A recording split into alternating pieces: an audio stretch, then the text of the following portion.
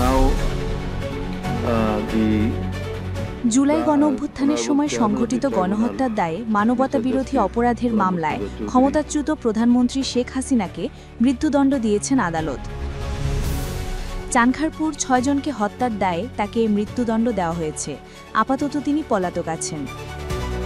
১৭ November সোমবার বেলা ২টা ৫০ আন্তর্জাতিক অপরাধ ট্রাইব্যুনাল ১-এর চেয়ারম্যান বিচারপতি মোহাম্মদ গোলাম মর্তুজা মজুমদারের নেতৃত্বাধীন ৩ সদস্যের বিচারিক প্যানেল এ রায় ঘোষণা করেন। ট্রাইব্যুনালের বাকি সদস্যরা হলেন বিচারপতি মোহাম্মদ শফিউল আলম মাহমুদ ও বিচারপতি মোহাম্মদ মুহিতুল হক এনাম চৌধুরী। ট্রাইব্যুনাল আইনে বলা আছে, রায় ঘোষণার ৩০ দিনের মধ্যে আপিল করতে হয়। তবে আপিলের সুযোগ নিতে হলে সাজাপ্রাপ্ত আসামিকে অবশ্যই আত্মসমর্পণ করতে হবে অথবা আইন শৃঙ্খলা রক্ষাকারী বাহিনীর হাতে গ্রেফতার হতে হবে।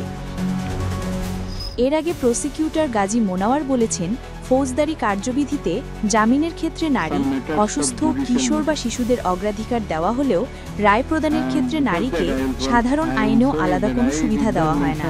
ট্রাইব্যুনাল আইনেও এর কোনো বিশেষ ব্যবস্থা নেই।